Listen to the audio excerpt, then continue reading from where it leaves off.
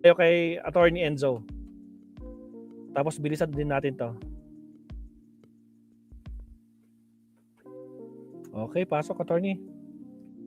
Bunyog! Welcome po sa isa na namang episode ng ating Kape at Kwentuhan. O ito mga kabunyog ha. Ano ito? Sumagot na ang OSG niyan ng UP College of Law. O, siya ang siya ang ating Solicitor General at sinagot niya. Nagbigay siya ng comment doon sa motion ni Bato de la Rosa sa Supreme Court. O, alam naman natin na si Bato de la Rosa ay may motion sa Korte Suprema. Sa katunayan, hinihiling ni Bato de la Rosa sa petition niya sa Korte Suprema na siya ay ang hinihiling ni Bato de la Rosa, siya ay mabigyan ng TRO, Temporary Restraining Order. Ang ibig sabihin mga kabunyog, mga kababayan, hinihiling ni Bato sa Korte Suprema na ipatigil ang plano ng gobyerno na arestuhin siya dahil doon sa arrest warrant ng ICC. Yun ang pinipigilan ni Bato. Ang gusto ni Bato, TRO, ibig sabihin wag siyang aarestuhin at isusurrender sa ICC o sa Interpol, katulad ng ginawa kay Duterte. Yun ang ang gustong mangyari ni Bato de la Rosa, TRO, Temporary Restraining Order. Kaya lang, ang totoo, hindi naman pinagbigyan ng Korte Suprema ang hiling ni Bato na TRO.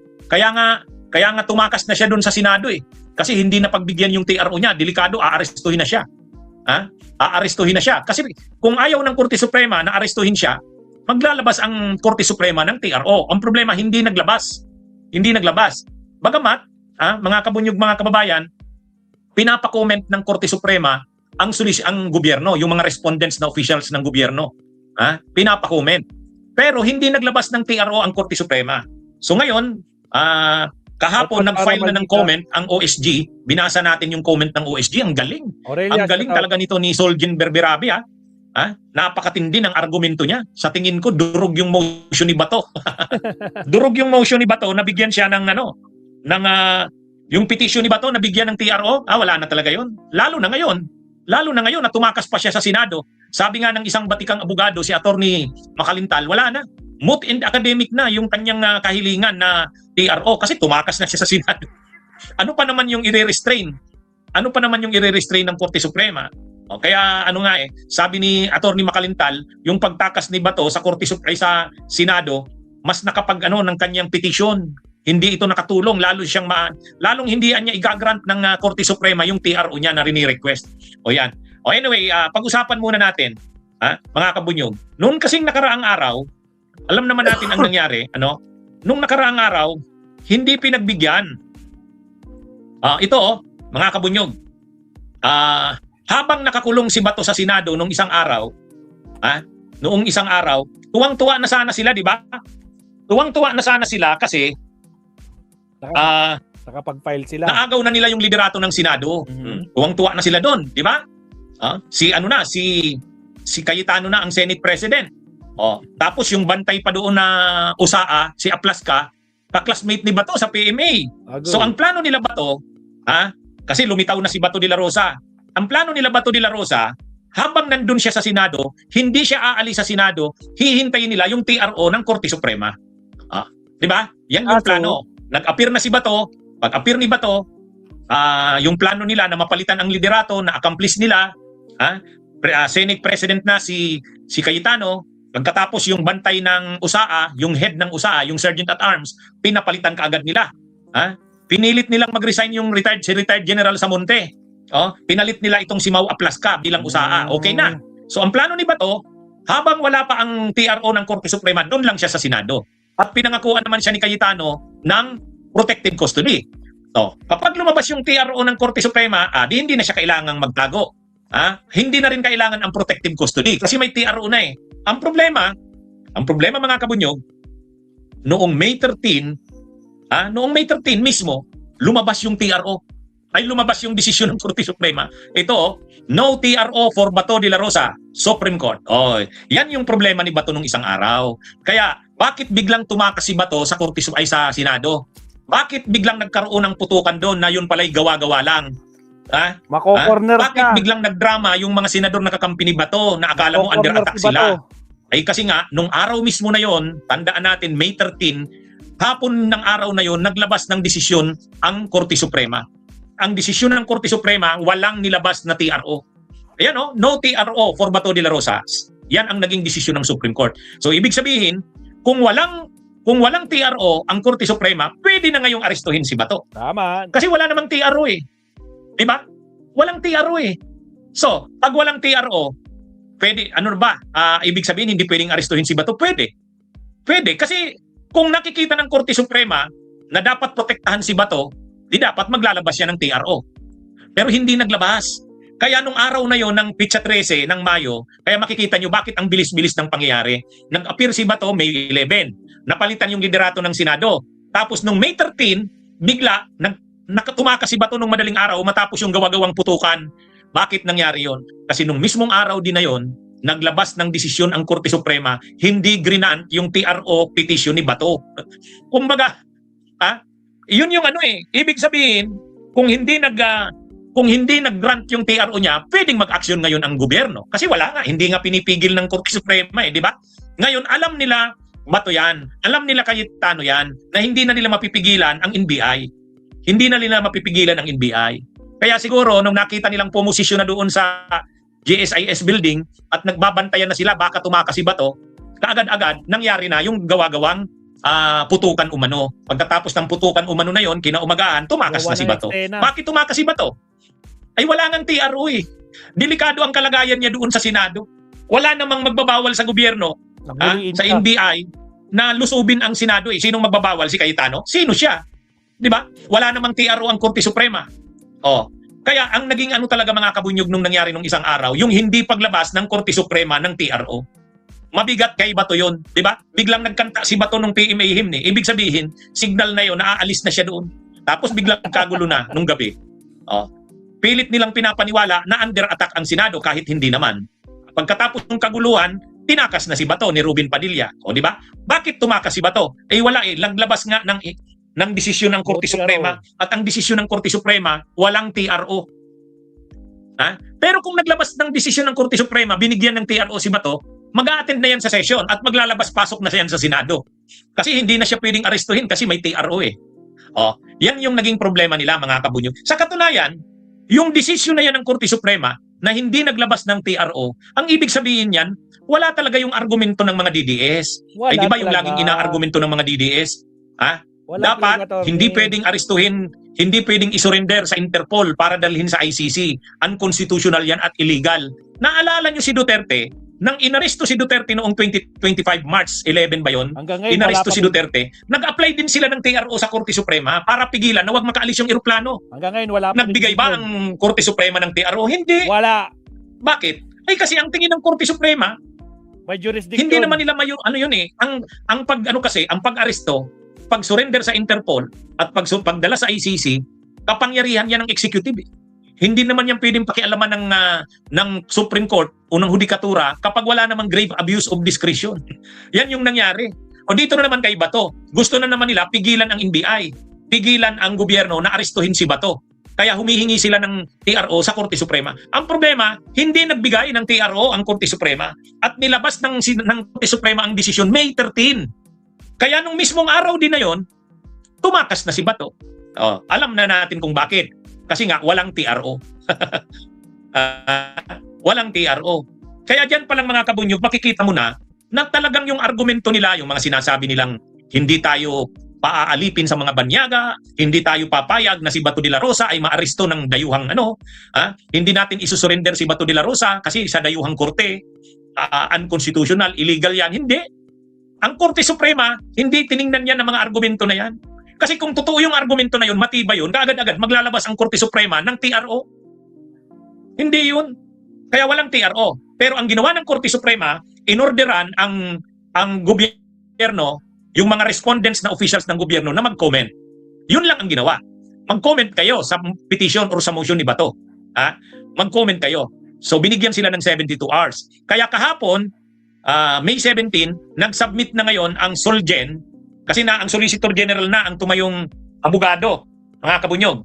Ang Solicitor General na ang tumayong abogado ng lahat ng mga opisyal ng gobyerno na nirereklamo ni Bato. So nag-submit kahapon ng comment. Kasi within 72 hours yun eh. Nag-comment ang Solgen, mga kabunyog, ito na. Ito na yung comment ng Solgen. Ayan. Ito na yung comment ng Solgen. Ayan mga kabunyog. OSG tells EC ICC arrest versus Bato can be enforced. Yan yung pinaka-argumento mga kabunyog. Yan ang pinaka-argumento ng Solicitor General. Si Darlene Berberabi ang Solgen ngayon, nag-file siya ng comment at sabi ni Solgen Berberabi sa Korte Suprema, yung warrant of arrest ng ICC laban kay Bato ay pwedeng i-enforce. Hindi na kinakailangan ng warrant of arrest galing sa lokal na korte. Kasi yan yung yung laging binabanggit ni Alan Peter Cayetano Sabi ni Alan Peter Cayetano, hindi kami papayag na arestuhin si Bato gamit ang warrant of arrest ng ICC. Papayag lang daw sila kung ang gagamitin ay lokal na korte na warrant. Yan yung argumento nila Cayetano at saka ng mga DDS na walang bisa ang warrant of arrest ng ICC dahil hindi na tayo member. Pero ang argumento ni Solgen Berberabe sa final niyang comment, mga kabunyog, ICC arrest versus Bato can be enforced. Ibig sabihin, hindi na kinakailangan pa ng warrant ng lokal na korte. Yan yung argumento ni Solgen Berberabe. Actually, napakatindi ng Ito mga kabunyog tingnan nyo. Republic of the Philippines, Supreme Court Manila, Anbang, Rodrigo Roa Duterte and Senator Ronald Bato de la Rosa petitioners versus Honorable Lucas Bersamin in his capacity as Executive Secretary et al. Actually, marami pa yan. GR number 278747. Comment. Ito yung comment kumbaga lahat na ng officials ng gobyerno na inimplead, binanggit ni Bato, ay nag-comment na ang Solgen, isahan na lang na comment. Ito na yon. May magandang binanggit dito. Ang ganda mga kabunyog. Basahin ko sa inyo. Basahin ko sa inyo itong ito. Ito Sabi dito ni Solgen Berberabe. Yan matindi ito Prefatory statement. If someone fights back, they will die. If nobody fights back, we will make them fight back. Produce blood. Instill fear.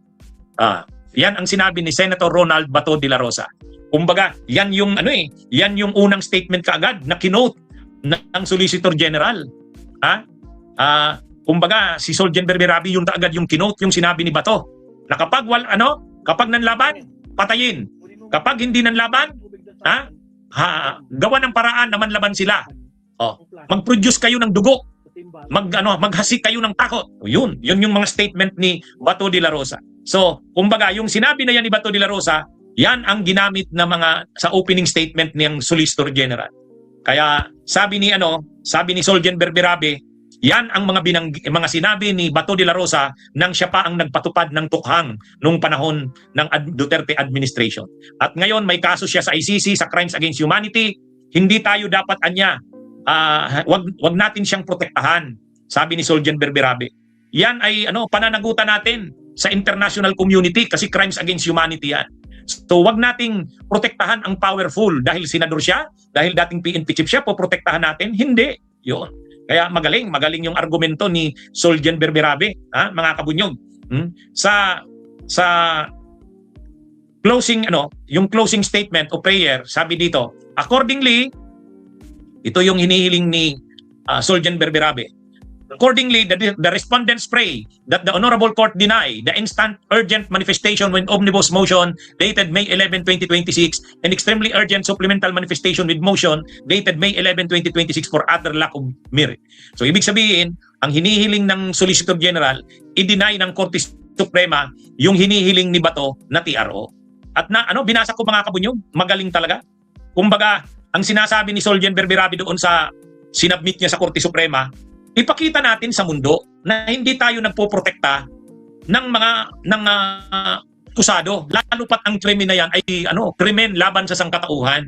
Ipakita natin sa buong mundo na hindi ibig sabihin na dati kang PNP chief, na ngayon ay senador ka na, ay powerful ka na at hindi ka na pwedeng isailalim sa paglilitis o pagpapanagot sa krimen mo. Anyway, due process naman yan, idadaan ka sa paglilitis So, napakaganda ng argumento mga kabunyog ni Solgen Berberabe.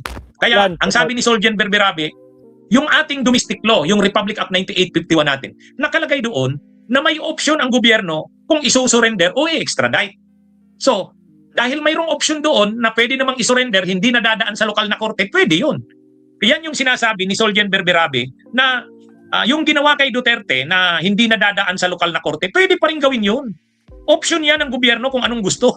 Ang magdi-decide yan, presidente ng Pilipinas sa Yun. pamamagitan ng DOJ. Ngayon, narinig na rin naman natin ang opinion ng Secretary of Justice. Ang stand ng Secretary of Justice, ganun din eh. Hindi naman kailangan dumaan sa lokal na korte. Pwedeng dumaan sa lokal na korte. Pwede ring hindi. Yun yung surrender na sinasabi. Nakalagay yan sa Republic Act 9851. Yan din yung sinasabi ni Soljen Berberabe. ICC arrest versus Bato can be enforced. Hindi kinakailangan na dumaan sa lokal na korte. Yan yung ano. Ang sinasabi kasi ni Bato, hindi, dapat dumaan sa lokal na korte. Kaya for the meantime, dapat daw mag-TRO ang Korte Suprema. Anyway mga kabunyog, may magandang opinion, may magandang opinion mamaya, i-discuss ko, si Atty. Makalintal. Sabi ni Atty. Makalintal, sa ginawang ito ni Bato na tumakas na doon sa protective custody ng Senado, wala nang silbi yung petition niya sa Korte Suprema. Moot in the academic na yun. Kaya mga kabunyog, sabi ni, tuloy tama yun, may punto yun. Kumbaga, super winning event itong nangyaring ito. Dati kasi humihiling si Bato sa Korte Suprema na habang nandun siya sa Senado, protektado siya ng Senado, mag-issue ng TRO para hindi siya arestuhin. Yan yung ano. Ang problema ngayon, wala na siya sa Senado. Di ano pang use nung final niyang petition? Kaya yan mga kabunyog, mga kababayan. Sabi ni Atty. Makalintal, actually magaling yung argumento ni Atty. Makalintal. Talagang batikang abogado ito si Atty. Makalintal. Hindi lang ito lumalabas na election lawyer. Ito.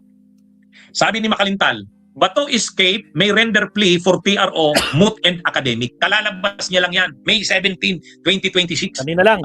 Tama yan mga kabunyog. So sabi ni Atty. Makalintal, is election lawyer ito pero magaling na lawyer. Ang sabi niya, yung pagtakas ni Bato sa protective custody ng Senado, mas nakapasama yon sa kanyang petition sa Korte Suprema. Kaya yung hinihiling niya sa Korte Suprema na TRO, Temporary Restraining Order, moot and academic na yun. Moot and academic na. Bakit moot and academic? Bakit naman kailangan pa siyang protektahan ng Senado, ng Korte Suprema? Bakit pa kailangang maglabas ng TRO ang Korte Suprema? Wala naman na siya sa Senado. Wala naman na siya. Yung kasing motion ni Bato de la Rosa, habang nakakulong siya sa Senado, habang nandun siya sa Senado, nag-file yung abogado niya ng extremely urgent motion. Di ba? Kumbaga ang ginawa ng mga abogado ni Bato, habang nandun siya sa Senado, nag-file sila ng extremely urgent motion. Nabigyan siya ng TRO. Kasi nandun siya ngayon sa Senado, mayroon siyang protective custody. Pero pag walang TRO ang Korte Suprema, aarestuhin siya. Kaya humihingi siya ng TRO. Pero sa ngayon, nandun daw siya sa Senado, protektado siya sa ngayon. Kaya lang, bigla siyang tumakas. Bigla siyang umalis. So sabi ni Atty. Makalintal, wala na yung request for TRO. Moot in the academic na yun. Tumakas na siya sa Senado eh. Kumbaga nagkaroon na ng supervening event. May responsibilidad ngayon yung mga abogado niya na ipaalam sa Korte Suprema na wala na siya sa Senado. Ibig sabihin, mas napasama si Bato sa pagtakas niya sa Senado. Bakit mas napasama? Kasi pwedeng yung kanyang petition sa Korte Suprema na TRO, moot and academic na. Ibig sabihin, useless na. Bakit pa natin pag-uusapan yan? Parang sa parte ng Korte Suprema, ang dali na lang na i-dismiss yung petition or yung motion ni Bato. Kasi moot and academic eh. Moot and academic. Bakit pa natin i-resolve yan? Bakit pa nating pagdidiskusyonan yan? Wala naman ng saysay ang TRO kasi tumakas na si Bato de la Rosa sa Senado. Ang hinihiling sana ni Bato, doon sa motion niya, habang nandun siya sa Senado, may protective custody. Pero pag walang TRO, baka lusubin siya ng gobyerno. So humihingi siya ngayon ng TRO sa Korte Suprema. So ang TRO sana ng Korte Suprema, huwag siyang aarestuhin ng mga elemento ng gobyerno. Kaya lang wala eh. Tumakas siya sa Senado. So sabi ni Atty. Makalintal, Bato escape may render plea for TRO moot and academic. So mas napasama pa. Mas napasama si Bato.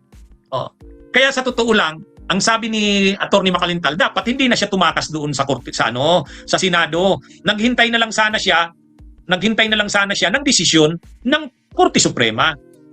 Kapag pinagbigyan siya ng Korte Suprema sa TRO niya, hindi niya na kailangan magtago kahit sa Senado. Pwede na siyang lumabas, magagawa niya na as if malaya. Pero sa ginawa niyang ito na tumakas siya sa Senado, hindi na pagbibigyan niya ng Korte Suprema yung TRO niya. Moot in the academic na. Nako po, Bato, delikado ka. Tama po kayo, GMJT. Sabi ni Ombudsman Boyeng Rimulya, flight is an indication of guilt. Yun lang. O bakit kasi tumakas ka sa Senado? Pinuprotektahan ka na nga ng Senado, tumakas ka pa, ibig sabihin guilty ka. Yun lang. Oh. Oh. Kaya mga kabunyog, mga kababayan, itong si Bato de la Rosa, wala lahat, 'di ba? Ang dati ang tapang-tapang niya, ang pakilala niya matapang kahit nung panahon ni Duterte. Oh, matapang. Oh, pero ngayon lumalabas, luwag. Luwag. Actually, nung nandun siya sa Senado, nagpa-interview si Bato sa media. Kung sino-sinong media ang nag-interview sa kanya. Si Carmina Constantino, si Mel Chanco, si Karen Davila, lahat ng nag-interview sa kanya, napipikon si Bato eh. Bakit napipikon si Bato? Ay kasi matitindi yung mga tanong nila Carmina, nila Karina, ni Karen Davila, pati ni Mel Chanco. Kaya pikon si Bato eh. Pikon si Bato. Oh, actually, ang image kasi ni Bato lalo nung panahon ni Duterte, akala mo sa kanya matapang talaga na walang kinakatakutan. Tapos ngayon, bigla siya ngayon, patago-tago na. Tapos kahit kahit binigyan na siya ng protective custody ng Senado, tumakas pa rin siya. O ngayon, sabi ni Attorney Makalintal, wala na. Yung kanyang motion sa sa Korte Suprema, maaapektuhan yun. Kasi sasabihin ng Korte Suprema, useless na pala ang TRO, wala naman na pala yan sa protective custody ng Senado. Bakit mo po protektahan yan? Nagtatago na nga eh. Hindi naman pwede yun na gusto mo ng TRO tapos nagtatago ka. Tsaka hindi magandang tingnan. Senador ka, dati kang PNP chief, tapos tumatakas ka sa batas. Yun din ang punto ni Ombudsman Boying. Anong klase ka? Dati kang PNP chief. Tapos ngayon senador ka. Ibig sabihin mambabatas ka. Tapos ikaw yung tagapagpatupad ng batas noon. Tapos ngayon, nagtatago ka sa batas? Anong klase ka? Ayun, matindi yung mga binitiwan ni Ombudsman Boying nung isang araw. Actually, yan din yung magiging mahirap sa part ng Korte Suprema. Kasi bakit nila kakampihan ang isang tao na nagtatago sa batas? Bakit bibigyan ng proteksyon ng Korte Suprema ang fugitive from justice? Di ba? So, mahirap sa part ng Korte Suprema ito. Tama yung punto ni Attorney Makalintal. Nalalagay ngayon sa alanganin ng Korte Suprema. Paano ka poprotektahan ng TRO samantalang nagtatago ka sa batas? Di ba? Okay lang sana yung nandun ka sa Senado. Protective custody ka ng Senado, ngayon ang hinihingi mo sa Korte Suprema, protection din ng Korte Suprema. Bigyan ka ng TRO. Kaya lang dapat habang hinihintay mo yon, nandun ka sa Senado. Ang problema hindi. Natakot na si Bato. Baka biglang lusubin kasi wala ngang TRO. Hindi naglabas ng TRO ang Korte Suprema eh. Natakot si Bato, bigla ngayong nag-create ng senaryo. Yun ang kunwari kaguluhan. Pagkatapos ng kaguluhan, wala na si Bato.